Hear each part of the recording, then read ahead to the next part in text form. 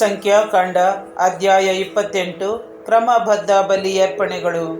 ಸರ್ವೇಶ್ವರ ಸ್ವಾಮಿ ಮೋಶೆಗೆ ಹೇಳಿದ್ದೇನೆಂದರೆ, ನನಗೆ ಸಮರ್ಪಿಸಬೇಕಾದ ಬಲಿಗಳನ್ನು, ಅಂದರೆ ದಹನ ಬಲಿಗಾಗಿ ಇಸ್ರಾಯೇಲರು ನನಗೆ ತರುವ ಆಹಾರವನ್ನು ತಕ್ಕ ಕಾಲದಲ್ಲಿ ತಂದು ಎಚ್ಚರಿಕೆಯಿಂದ ಸಮರ್ಪಿಸಬೇಕೆಂದು ವಿಧಿಸು.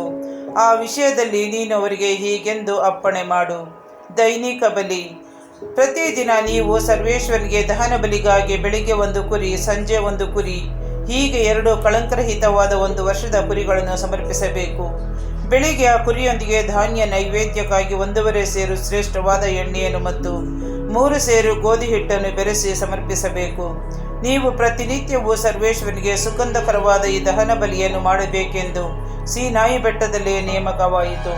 ಆ ಕುರಿಯೊಂದಿಗೆ ಪಾನ ದ್ರವ್ಯಾರ್ಪಣೆಗಾಗಿ 1.5 ಸೇರು ಮದ್ಯವನ್ನು ಪವಿತ್ರ ಸ್ಥಾನದಲ್ಲಿ ಪೀಠದ ಮೇಲೆ ಸುರಿಯಬೇಕು.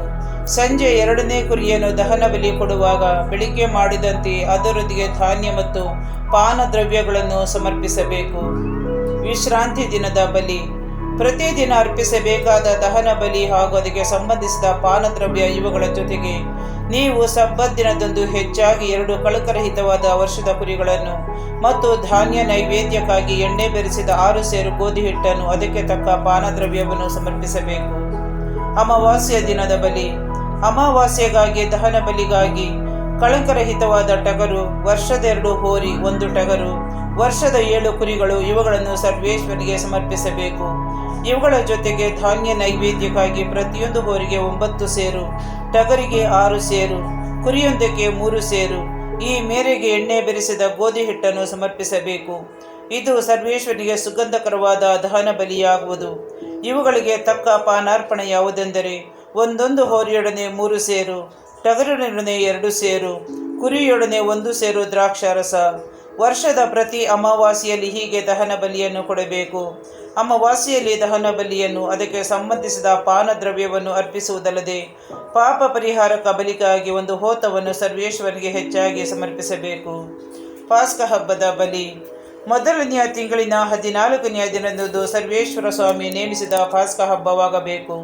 ಅದೇ ತಿಂಗಳ 15ನೆಯ ದಿನದಲ್ಲಿ ಜಾತ್ರೆ ಆರಂಭವಾಗಬೇಕು. 7 ದಿನಗಳವರೆಗೂ ಹುಳಿಯಿಲ್ಲದ ರೊಟ್ಟಿಗಳನ್ನು ಊಟ ಮಾಡಬೇಕು.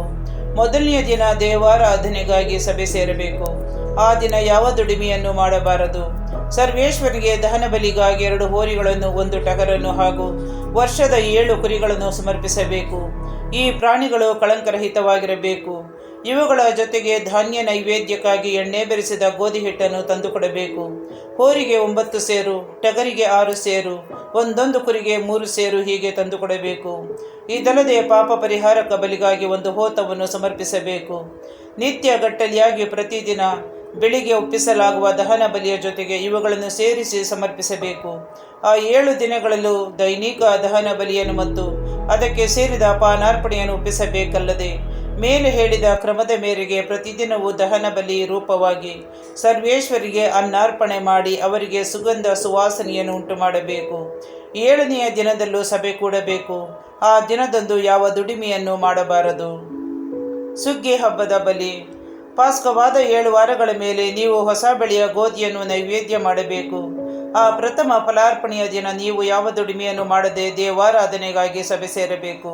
ಆ ದಿನ ಸರ್ವೇಶ್ವರನಿಗೆ ಸುಗಂಧ ಸುವಾಸನೆಯುಂಟು ಮಾಡುವುದಕ್ಕಾಗಿ 2 ಹೋರಿ, 1 ಟಗರು ಹಾಗೂ ವರ್ಷದ 7 ಕುರಿ ಇವುಗಳನ್ನು ಹಾಗೂ ಧಾನ್ಯ ನೈವೇದ್ಯಕ್ಕಾಗಿ ಎಣ್ಣೆ ಬೆರೆಸಿದ ಗೋಧಿ ಹಿಟ್ಟನ್ನು, ಅಂದರೆ ಪ್ರತಿಯೊಂದು ಹೋರಿಗೆ 9 ಸೇರು, ಟಗರಿಗೆ 6 ಸೇರು, ಕುರಿಗೆ 3 ಸೇರು ಹಿಟ್ಟನ್ನು ಮತ್ತು ಪಾಪ ಪರಿಹಾರಕ ಬಲಿಗಾಗಿ 1 ಹೋತವನ್ನು ಸಮರ್ಪಿಸಬೇಕು. ಈ ಪ್ರಾಣಿಗಳೆಲ್ಲ ಕಳಂಕರಹಿತವಾಗಿರಬೇಕು.